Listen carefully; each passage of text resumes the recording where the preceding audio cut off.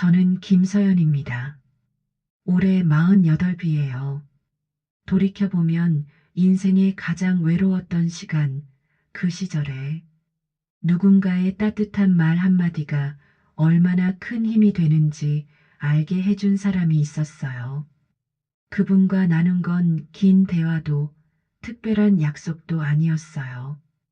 그저 비 오는 아침마다 같은 버스 정류장에서 나누던 눈인사, 그리고 몇 번의 짧은 동행이었죠. 하지만 그 시간들이 제게는 삶을 버틸 수 있는 이유가 되었습니다. 넘지 말아야 할 선이 있다는 것도, 그래서 더 소중한 것들이 있다는 것도 그때 배웠어요.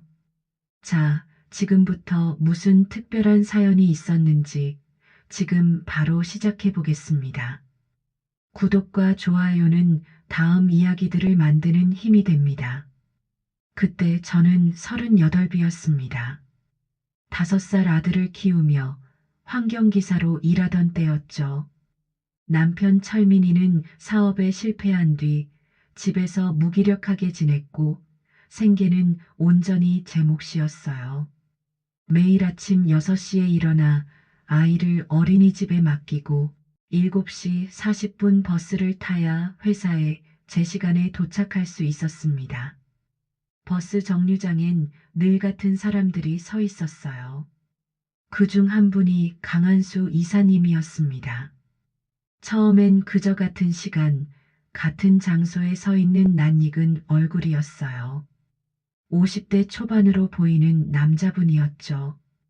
정장 차림이 단정했고 언제나 조용히 신문을 읽거나 창밖을 보고 계셨습니다. 가끔 그분의 옆모습을 보면 뭔가 쓸쓸해 보였어요. 혼자 사는 사람 특유의 고독함이랄까. 저도 비슷했습니다. 남편과 함께 살지만 어쩐지 혼자인 것 같은 느낌. 그래서였을까요? 그분이 자꾸 눈에 들어왔어요.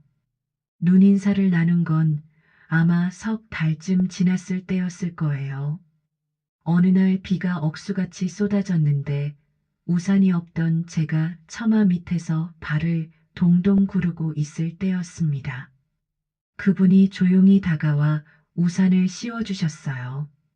괜찮으세요? 저는 차가지러 갈 거라서요. 짧은 말이었지만 목소리는 부드러웠습니다. 저는 고맙다고 인사하며 우산을 받았고 그날 이후로 가끔 눈이 마주치면 고개를 끄덕이게 되었죠. 말을 나눈 건 아니었어요. 그저 서로의 존재를 인지하는 정도였습니다. 봄이 지나고 여름이 왔습니다. 장마철이 시작되면서 비가 자주 내렸어요. 그럴 때마다 저는 우산을 챙기려 애썼지만 어쩐지 자꾸 깜빡했습니다. 그럴 때마다 그분의 우산 속에서 비를 피했죠. 어색했지만 불편하진 않았어요. 오히려 안심이 되었습니다. 그의 여름, 장마가 길었어요. 비가 며칠째 계속되던 어느 아침, 버스가 파업으로 운행을 중단했다는 안내 방송이 나왔습니다. 정류장에 서 있던 사람들이 하나둘 흩어지기 시작했어요. 저는 당황했습니다. 택시를 타자니 요금이 부담스러웠고 걸어가자니 회사까지는 너무 멀었죠.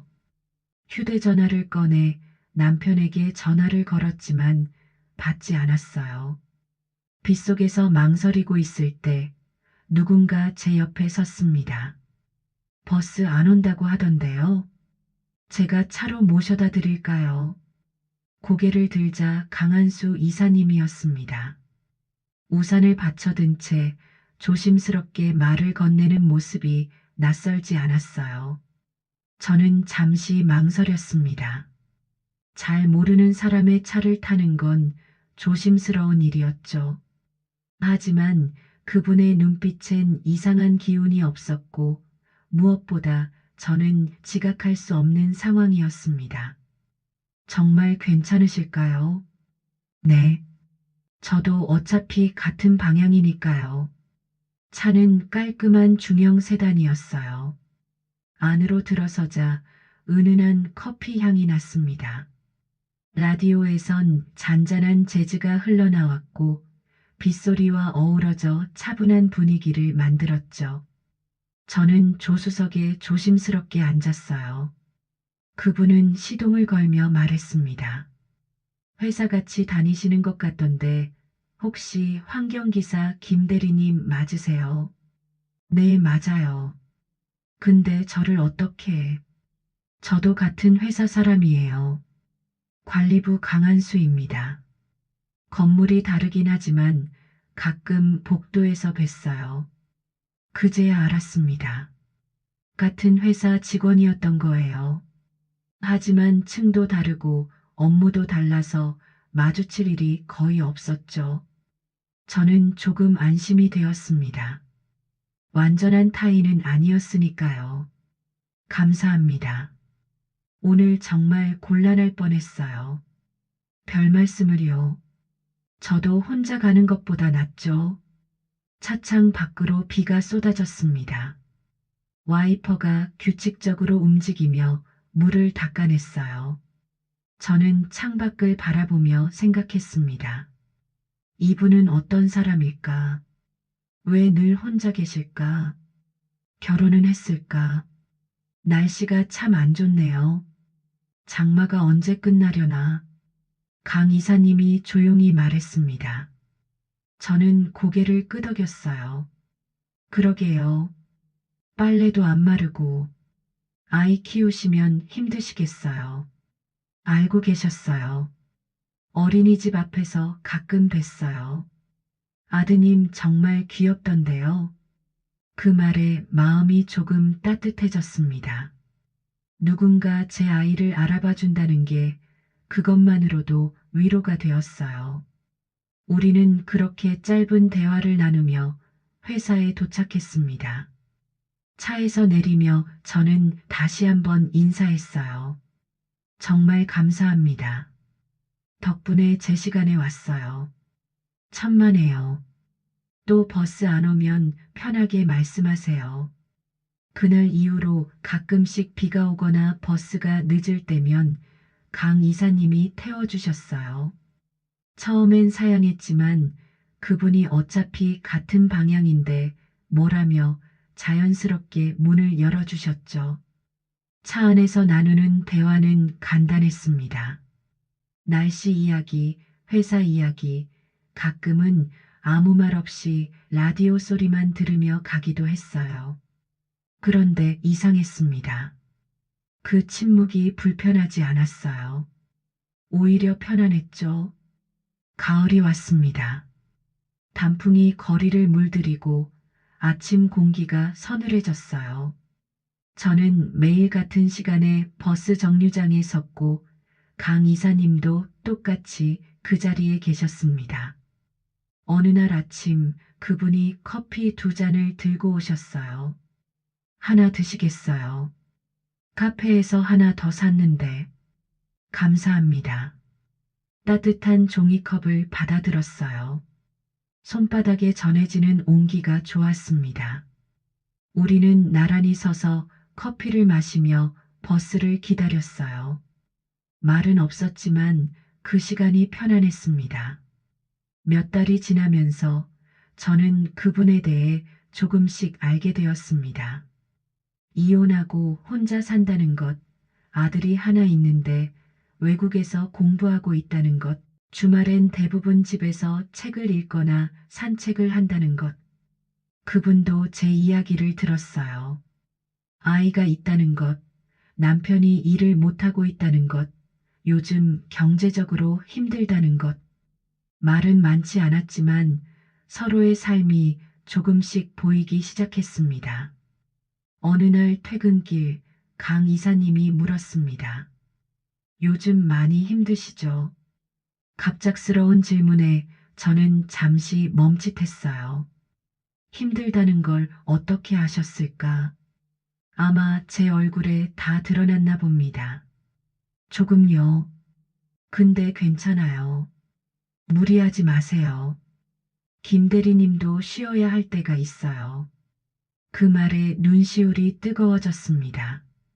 누군가 제 고단함을 알아준다는 게 이렇게 고마울 줄 몰랐어요. 저는 고개를 돌려 창밖을 봤습니다. 눈물을 보이고 싶지 않았거든요. 그러던 어느 날이었어요.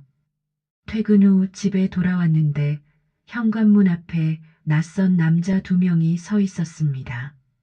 사채업자들이었죠. 남편이 몰래 빌린 돈을 갚지 못하고 있다며 협박조로 말했어요. 2천만 원이라는 거액이었습니다. 저는 그날 밤 남편과 크게 다퉜습니다. 왜 말도 없이 돈을 빌렸냐고, 이제 어떻게 살아야 하냐고. 남편은 아무 말도 하지 않았어요. 그저 고개를 숙인 채 담배만 피울 뿐이었습니다. 미안해. 사업 다시 시작하려고 빌렸는데. 그래서 다 날렸어. 이제 어쩌자고. 내가 갚을게. 시간 좀만 줘. 뭘로 갚아? 당신 지금 일도 안 하잖아. 말다툼은 밤새 이어졌습니다. 아들이 깨어 울었고 저는 아이를 안고 방으로 들어갔어요. 문을 닫는 순간 눈물이 터져 나왔습니다. 언제까지 이렇게 살아야 할까? 끝이 있긴 한 걸까?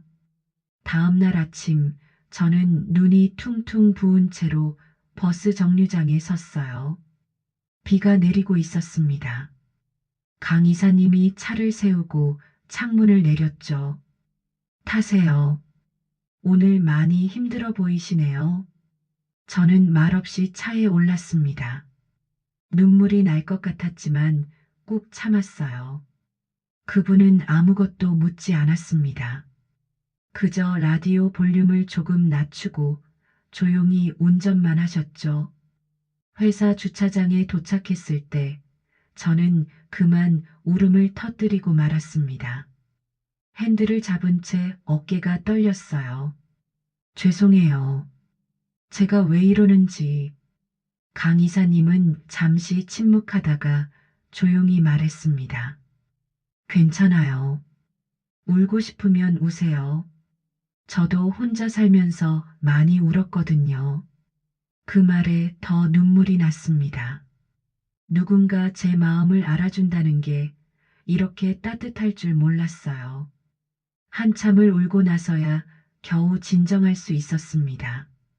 그분은 티슈를 건네며 말했어요. 힘들면 언제든 말하세요. 제가 도울 수 있는 게 있다면. 아니에요.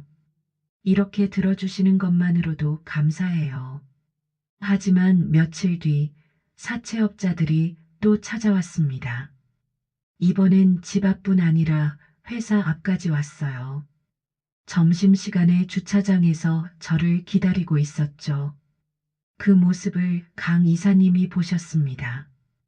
그분은 그들에게 다가가 무언가 말했고 그들은 곧 떠났어요.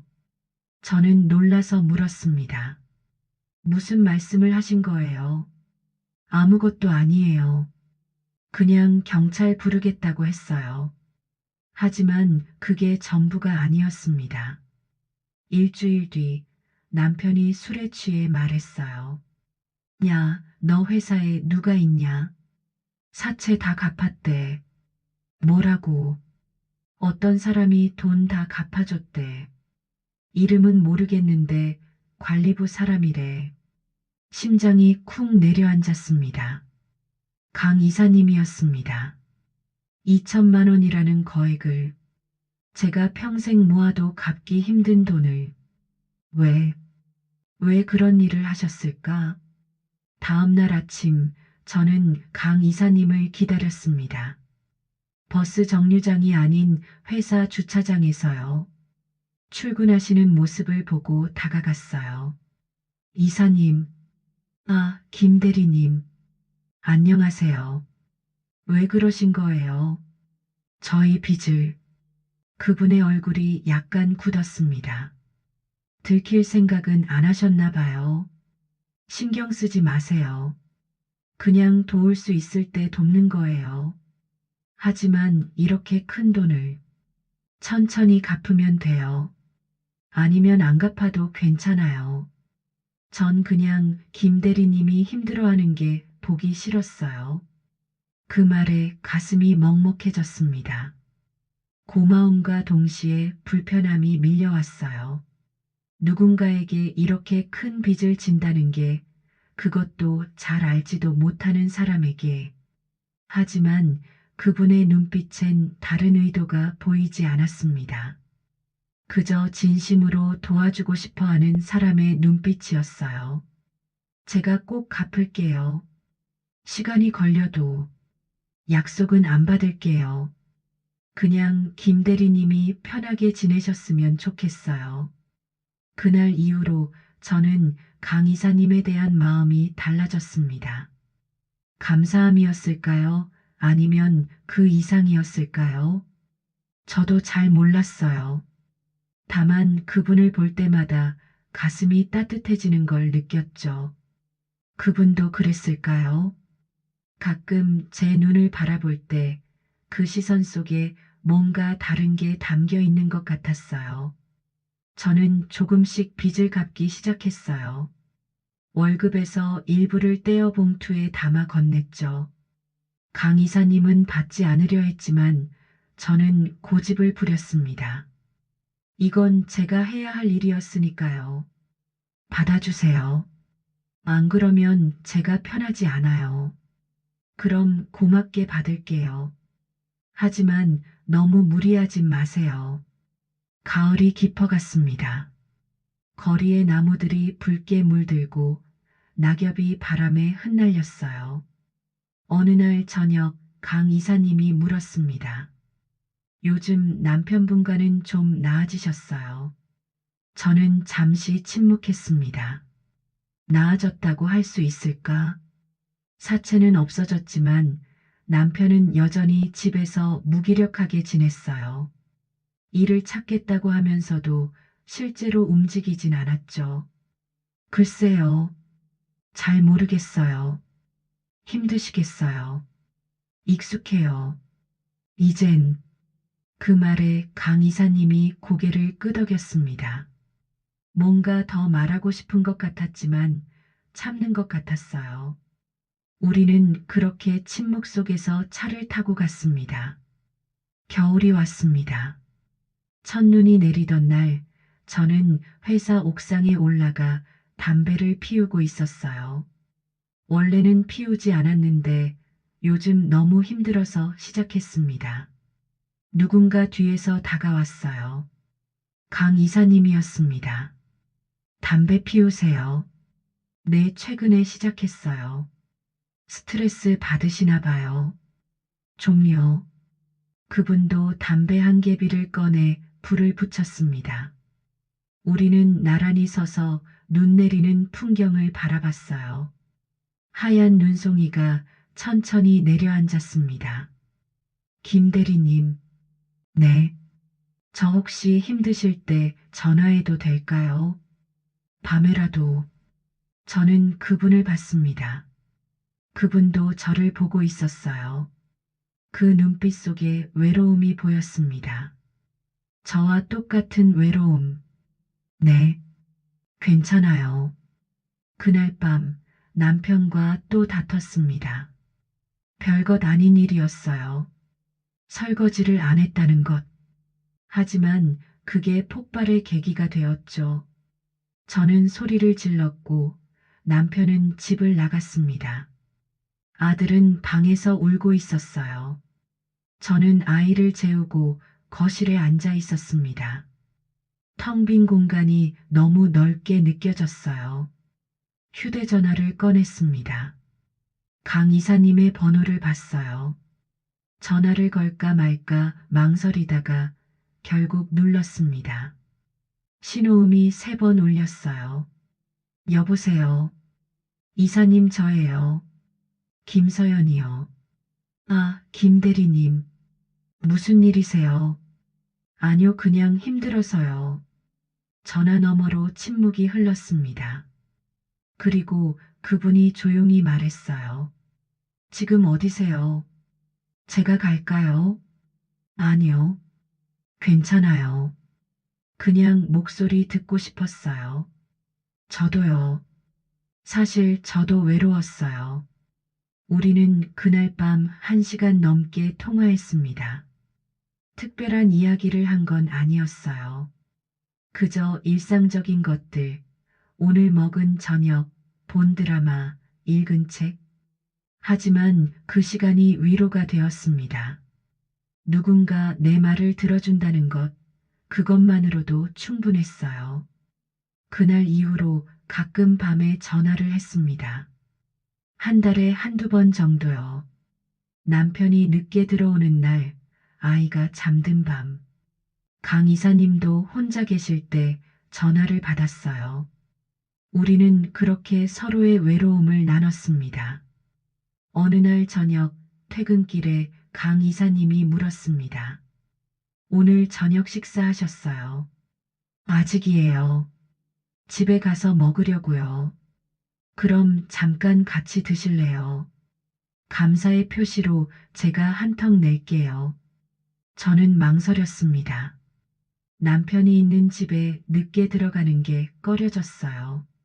하지만 동시에 거절하기도 싫었습니다. 그분과 함께 있는 시간이 편안했거든요. 그럼 간단하게만요. 우리는 회사 근처 작은 식당에 들어갔습니다. 된장찌개와 생선구이가 나오는 소박한 곳이었어요. 자리에 앉아 마주보니 어색했습니다. 차 안에서는 자연스럽게 대화했는데 이렇게 마주 앉으니 뭔가 달랐어요. 많이 드세요. 요즘 많이 마르신 것 같아요. 감사합니다. 이사님도 드세요. 밥을 먹으며 이런저런 이야기를 나눴어요. 회사 일, 아이 이야기, 최근에 읽은 책. 대화는 자연스럽게 흘러갔고 어느새 1시간이 흘렀습니다. 김 대리님은 어떤 음악 좋아하세요? 80년대 발라드요. 어릴 때 아버지가 자주 틀어주셨거든요. 저도 그래요. 요즘 노래는 잘 모르겠어요. 나이 든 건가 봐요. 그런가요? 우리는 웃었습니다. 편안한 웃음이었어요. 식사를 마치고 나올 때 밖엔 비가 내리고 있었어요. 가을비는 차가웠습니다. 우산 없으시죠? 제가 차로 바래다 드릴게요. 괜찮아요. 걸어갈 수 있어요. 아니에요. 이렇게 비 오는데 어떻게 보내요? 차에 올라타자 라디오에선 익숙한 노래가 흘러나왔습니다. 80년대 발라드였어요. 빗소리와 어우러져 묘한 분위기를 만들었죠. 저는 창밖을 바라봤습니다. 빗물이 유리창을 타고 흘러내렸어요. 그분이 조용히 말했습니다. 김 대리님. 네. 저 요즘 김 대리님 생각을 많이 해요. 가슴이 쿵 내려앉았습니다. 그 말의 의미를 모를 리 없었어요. 저도 알고 있었으니까요. 제 마음속에도 비슷한 감정이 자라고 있다는 걸. 하지만 말하면 안 되는 것들이었습니다. 이사님, 아니에요. 이상한 뜻으로 한 말은 아니에요. 그냥 김 대리님이 웃을 때 제 하루가 조금 밝아지는 것 같아서요. 그게 감사하다는 말을 하고 싶었어요. 저는 아무 말도 할 수 없었습니다. 목이 메었어요. 그분도 저처럼 외로웠던 걸까요? 저처럼 누군가의 따뜻함이 필요했던 걸까요? 저도 이사님 덕분에 많이 의지가 됐어요. 정말 감사해요. 우리는 그날 밤 더 이상 아무 말도 하지 않았습니다. 그저 빗소리를 들으며 집 앞까지 왔고 저는 조용히 차에서 내렸어요. 돌아서는 순간 강 이사님이 창문을 내리고 말했습니다. 내일 봐요. 네, 내일 봐요. 그날 밤 저는 잠을 이룰 수 없었습니다. 마음 한편이 따뜻했지만 동시에 불안했어요. 이 감정이 어디로 향할지 알 수 없었으니까요. 남편은 새벽 2시에 들어왔습니다. 술 냄새를 풍기며 소파에 쓰러졌어요. 저는 담요를 덮어주며 한숨을 쉬었습니다. 이게 제 삶이었습니다. 바꿀 수 없는. 다음 날 아침 버스 정류장에서 강 이사님을 봤을 때 어색했어요. 어젯밤의 대화가 자꾸 떠올랐거든요. 그분도 비슷한 것 같았습니다. 눈을 잘 마주치지 못했어요. 안녕하세요. 네, 안녕하세요. 차 안은 조용했습니다. 라디오 소리만 작게 흘렀어요. 회사에 도착할 때까지 우리는 거의 말을 하지 않았습니다. 주차장에서 내리며 강 이사님이 말했어요. 김 대리님, 어젯밤 말 불편하셨다면 죄송해요. 아니에요. 불편하지 않았어요. 오히려 고마웠어요. 그분이 저를 봤습니다. 눈빛이 부드러웠어요. 다행이네요. 저도 조심할게요. 김 대리님 부담되지 않게.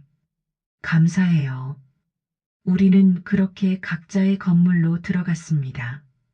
하지만 그날 이후로 뭔가 달라진 게 있었어요. 서로를 더 의식하게 되었습니다. 시선이 마주칠 때마다 가슴이 두근거렸고 말을 할 때마다 조심스러워졌죠. 겨울이 깊어갔습니다. 강 이사님과 저는 여전히 가끔 함께 출퇴근했어요.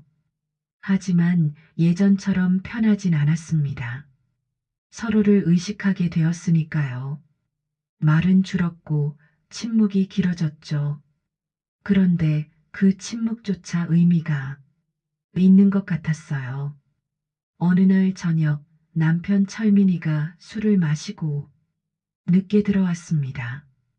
비틀거리며 소파에 쓰러지더니 중얼거렸어요. 미안해. 내가 못나서 이렇게 됐어.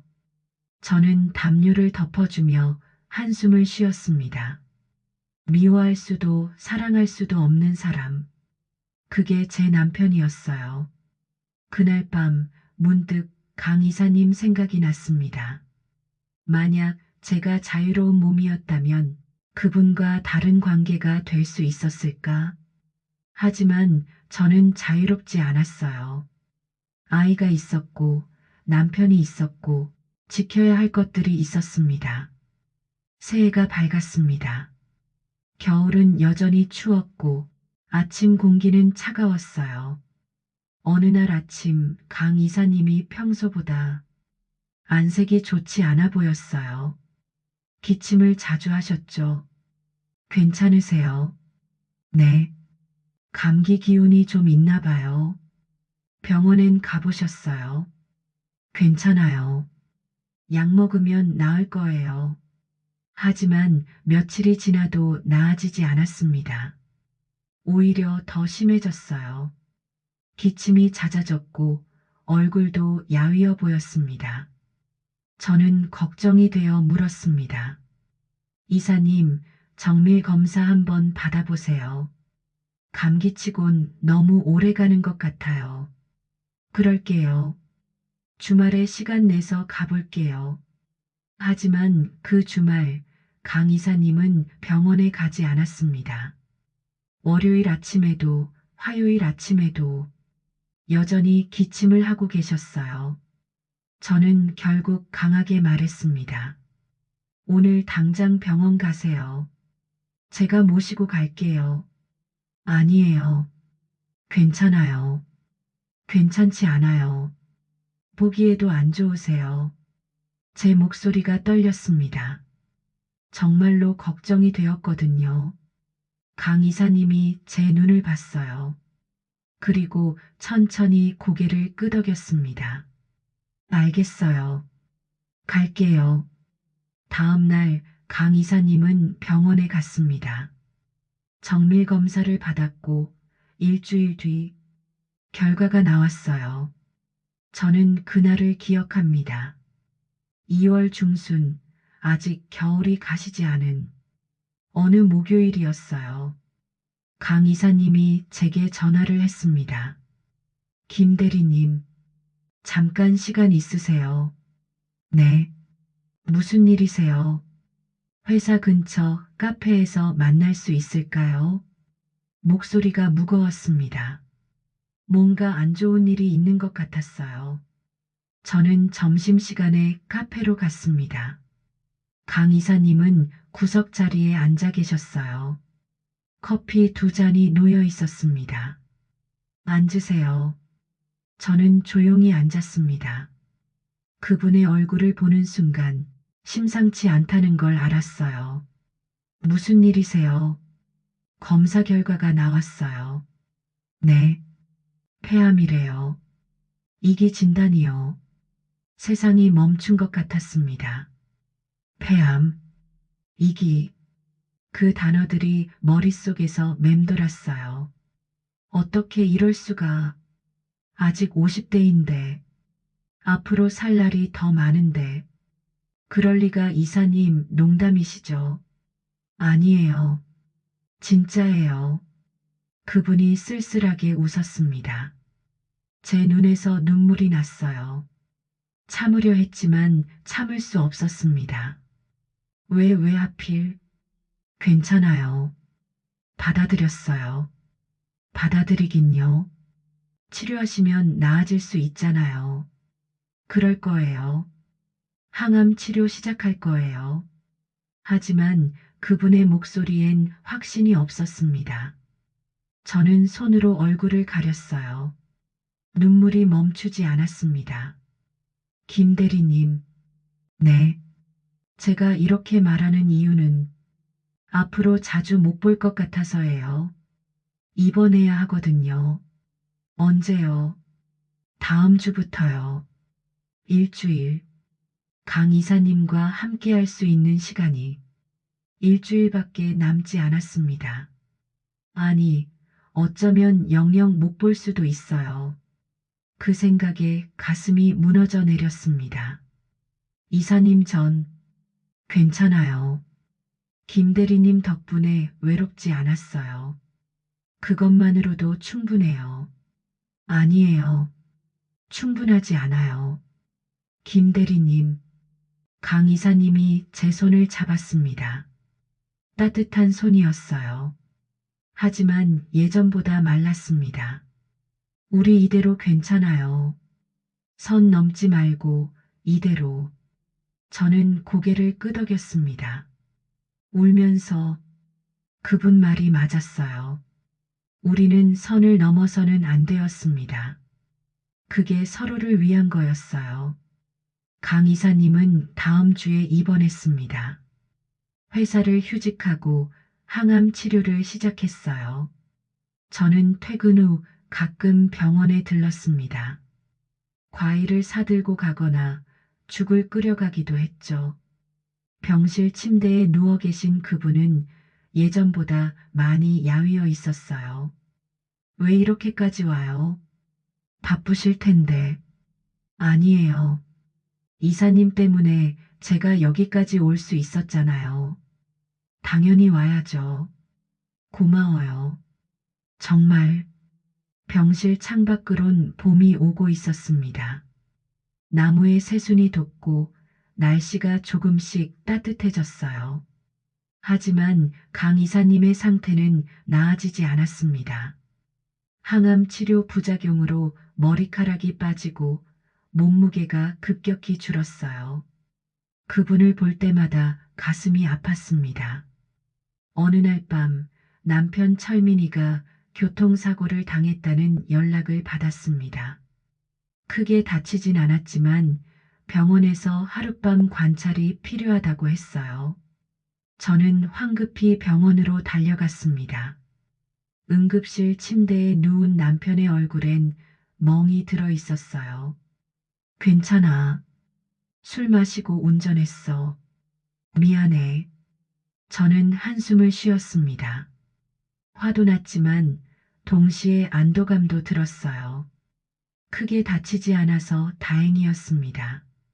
밤새 병원 로비 의자에 앉아 있었어요. 창밖으론 비가 내렸습니다. 문득 휴대전화가 울렸어요. 강 이사님이었습니다. 지금 어디세요? 괜찮으세요? 네. 남편이 사고가 나서 병원에 있어요. 많이 다치셨어요? 아니요. 괜찮아요. 어느 병원이세요? 제가 갈게요. 아니에요. 이사님은 쉬셔야죠. 몸 안 좋으신데. 괜찮아요. 잠깐만 나갈 수 있어요. 1시간 뒤 강 이사님이 병원 로비에 나타났습니다. 환자복 위에 겉옷을 걸친 모습이었어요. 창백한 얼굴로 저를 보며 말했습니다. 혼자 있기 힘드실 것 같아서요. 이사님 몸 안 좋으신데 왜 나오셨어요? 괜찮아요. 김 대리님이 더 힘드실 텐데. 우리는 나란히 로비 의자에 앉았습니다. 창밖으론 여전히 비가 내렸어요. 밤이 깊어갔지만 우리는 아무 말도 하지 않았습니다. 그저 나란히 앉아 있을 뿐이었죠. 하지만 그게 위로가 되었어요. 혼자가 아니라는 것만으로도. 새벽 3시쯤 간호사가 와서 남편이 깨어났다고 알려줬습니다. 저는 병실로 들어가 남편을 확인하고 나왔어요. 강 이사님은 여전히 의자에 앉아 계셨습니다. 졸고 계신 것 같았어요. 저는 조용히 다가가 어깨를 흔들었습니다. 이사님, 이제 들어가세요. 괜찮아요. 그분이 눈을 떴습니다. 피곤한 얼굴이었어요. 하지만 미소를 지으며 말했습니다. 남편분은 괜찮으세요? 네. 이제 괜찮대요. 다행이네요. 정말 감사해요. 이렇게까지 강 이사님이 제 손을 잡았습니다. 따뜻한 손이었어요. 예전보다 많이 말랐지만 여전히 따뜻했습니다. 그분이 조용히 말했습니다. 김 대리님, 저 사실 김 대리님을 많이 좋아해요. 가슴이 쿵했습니다. 알고 있었지만 듣는 건 달랐어요. 하지만 저도 알아요. 우리가 넘으면 안 되는 선이 있다는 걸. 김 대리님한텐 가족이 있고 저는 이제 시간이 얼마 남지 않았잖아요. 그런 말씀하지 마세요. 아니에요. 받아들였어요. 그래서 오늘 이렇게 말하고 싶었어요. 김 대리님 덕분에 제 마지막 시간들이 외롭지 않았다고, 정말 감사하다고. 눈물이 났습니다. 참으려 했지만 참을 수 없었어요. 저도 그분이 좋았으니까요. 하지만 동시에 우리가 함께할 수 없다는 것도 알고 있었습니다. 저는 고개를 저었습니다. 저도 이사님 덕분에 버틸 수 있었어요. 정말 고마워요. 김 대리님. 네. 지금 이 순간 평생 기억할게요. 이렇게 나란히 앉아 있는 것, 손을 잡고 있는 것, 이것만으로도 충분해요. 우리는 그렇게 손을 잡은 채 잠시 앉아 있었습니다. 말은 더 이상 필요하지 않았어요. 서로의 마음을 알고 있었으니까요. 그리고 동시에 이게 끝이라는 것도 알고 있었습니다. 새벽 4시 강 이사님이 일어섰습니다. 이제 들어가야겠어요. 김 대리님도 들어가서 쉬세요. 네.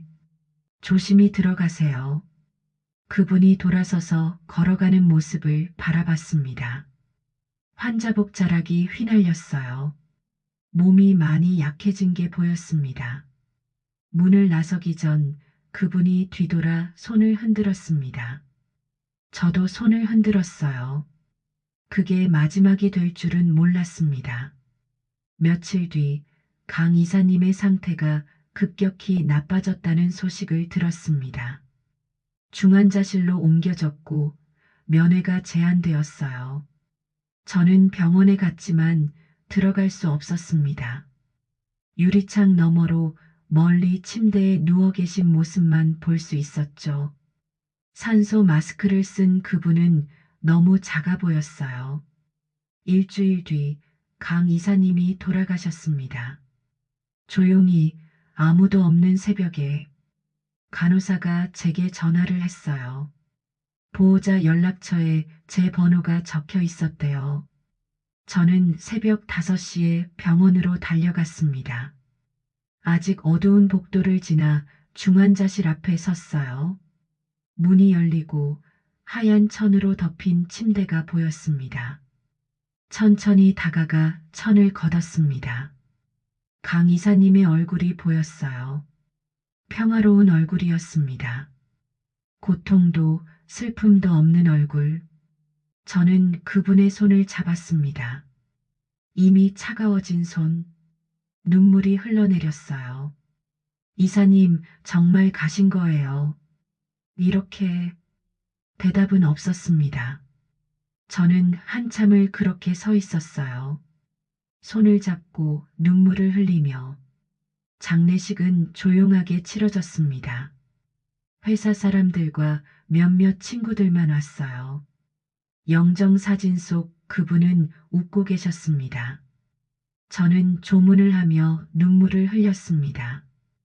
회사 사람들은 제가 우는 걸 이상하게 생각했을 거예요.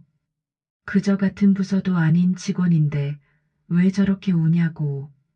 장례식이 끝난 뒤 강 이사님의 아들이 저를 따로 불렀습니다.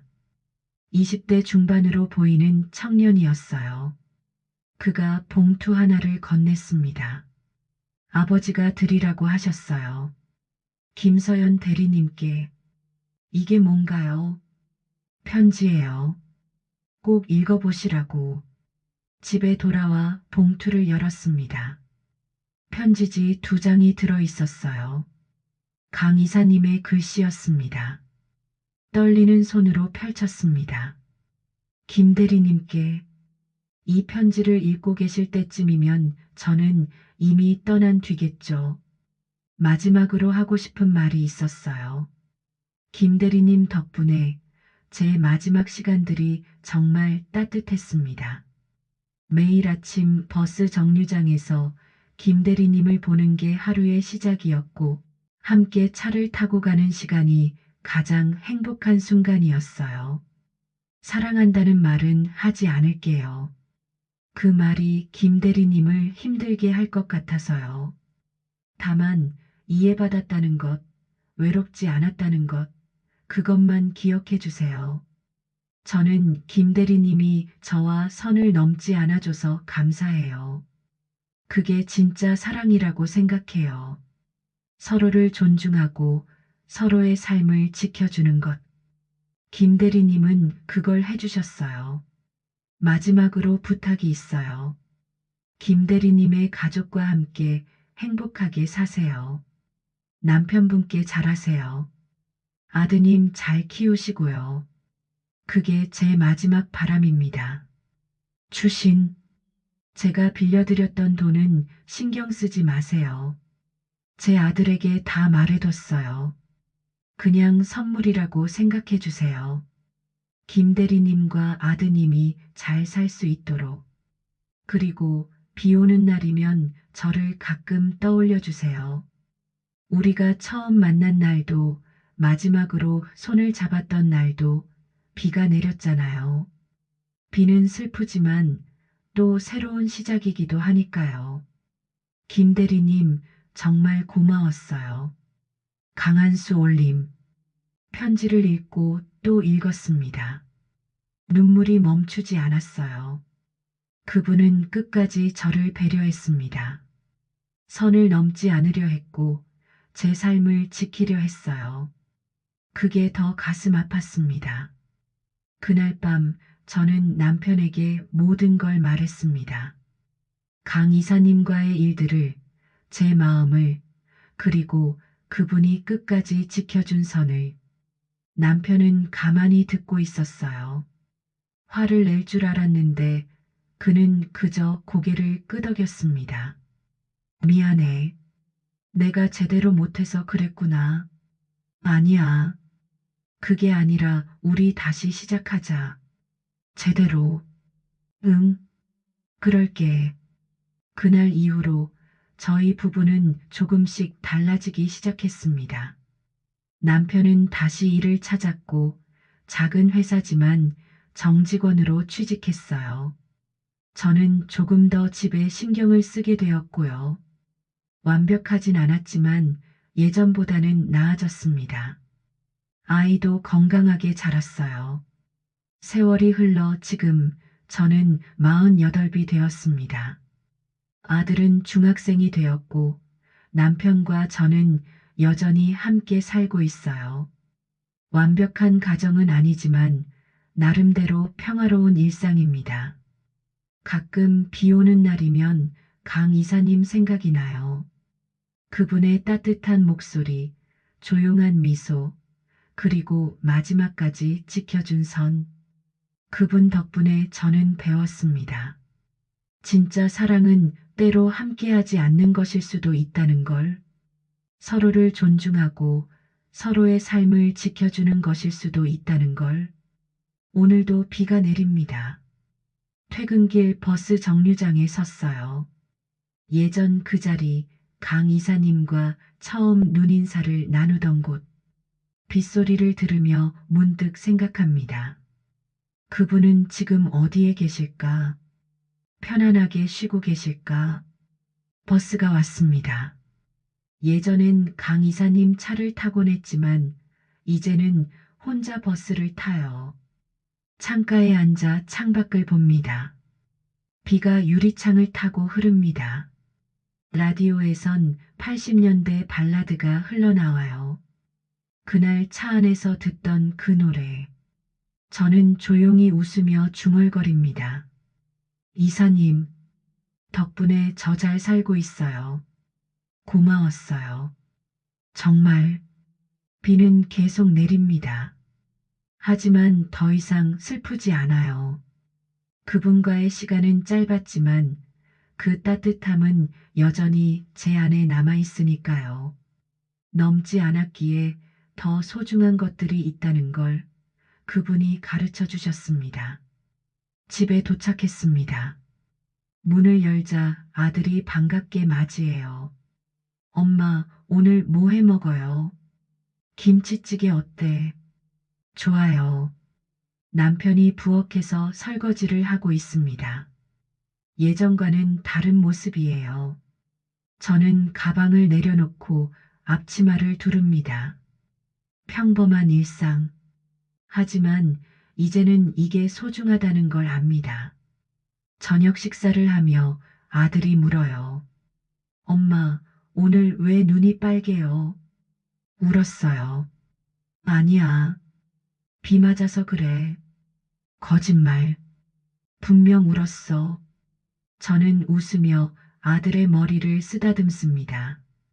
엄마가 옛날 생각 좀 했어. 고마운 분이 계셨거든. 누구요? 언젠가 크면 말해줄게. 밤이 깊어갑니다. 아들을 재우고 남편과 함께 거실에 앉아 TV를 봅니다. 별다른 대화는 없지만 불편하지 않아요. 이것도 평화입니다. 잠들기 전 창문을 열어 밖을 봅니다. 비는 그쳤고 밤하늘엔 별이 보여요. 저는 조용히 기도합니다. 강 이사님, 그곳에선 편안하시죠? 외롭지 않으시죠? 저는 잘 살고 있어요. 이사님이 바라시던 대로 감사했어요. 정말로 바람이 불어와 커튼을 흔듭니다. 마치 대답하는 것 같아요. 괜찮다고 잘하고 있다고. 다음 날 아침 저는 다시 버스 정류장에 섭니다. 똑같은 시간, 똑같은 장소. 하지만 이제 강 이사님은 안 계세요. 그 자리엔 다른 사람들이 서 있습니다. 저도 그들 사이에 섞여 버스를 기다려요. 버스가 옵니다. 문이 열리고 사람들이 탑니다.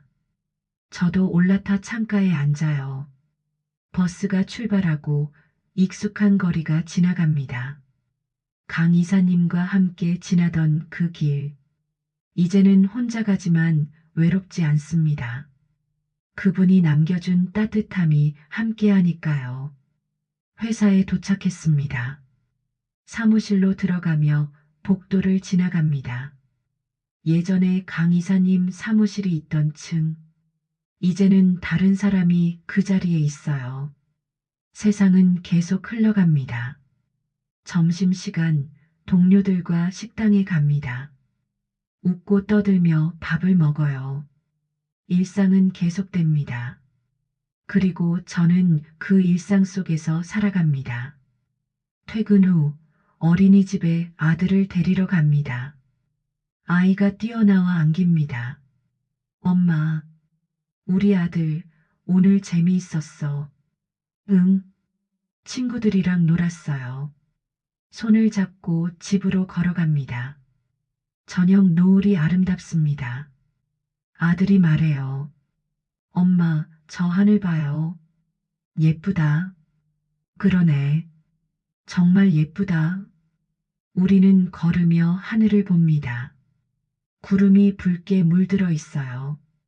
강 이사님도 저 하늘 어딘가에 계실까요? 구름이 되어, 바람이 되어, 빛이 되어. 집에 도착해 저녁을 준비합니다. 김치를 썰고 두부를 넣고 찌개를 끓여요. 남편이 돌아옵니다. 다녀왔어. 어서 와. 씻고 밥 먹어. 응. 밥상을 차리고 셋이 둘러앉습니다. 평범한 저녁 식사. 하지만 이 순간이 소중합니다. 강 이사님이 지켜주고 싶어 했던 것. 제 가족, 제 일상. 밤이 깊어갑니다. 아들을 재우고 설거지를 합니다. 싱크대 창문 너머로 밤하늘이 보여요. 달이 밝습니다. 저는 물을 틀며 생각합니다. 인생이란 게 참 이상합니다. 누군가를 만나고 감정을 나누고 헤어지고 하지만 그 모든 순간들이 우리를 만들어가죠. 강 이사님과의 시간도 그랬습니다. 짧았지만 깊었고 슬펐지만 아름다웠어요. 우리는 선을 넘지 않았습니다. 그래서 더 순수할 수 있었고 더 오래 기억될 수 있었어요. 설거지를 마치고 거실 불을 끕니다. 방으로 들어가 침대에 눕습니다. 옆에서 남편이 자고 있어요. 규칙적인 숨소리가 들립니다. 저도 눈을 감습니다. 잠들기 전 마지막으로 생각합니다. 이사님, 내일도 모레도 계속 잘 살게요. 이사님이 원하신 대로. 그러니 부디 편히 쉬세요. 그리고 잠이 듭니다. 꿈속에서 강 이사님을 만날지도 모르겠어요. 비 오는 버스 정류장에서 또는 차 안에서 그분이 웃으며 말하겠죠. 잘하고 있다고, 괜찮다고. 비는 언젠가 다시 올 것입니다. 그리고 그때마다 저는 그분을 기억할 거예요. 따뜻했던 그 시간을, 지켜준 그 선을, 그리고 남겨준 그 사랑을. 여러분도 힘든 시간을 보내고 계신가요? 때론 누군가의 작은 위로 하나가, 짧은 이해 하나가 우리를 버티게 합니다. 완벽하지 않아도 괜찮아요. 실수하고 후회하고 그래도 다시 일어서는 게 인생이니까요. 진짜 사랑은 때로 함께하지 않는 것일 수도 있습니다. 서로를 존중하고 서로의 삶을 지켜주는 것. 그게 더 깊은 사랑일 수 있어요. 이 이야기가 여러분께 작은 위로가 되었으면 좋겠습니다. 나이와 상관없이 누구나 다시 시작할 수 있습니다. 그리고 누구나 사랑받을 자격이 있어요. 오늘도 수고 많으셨습니다. 내일도 힘내세요.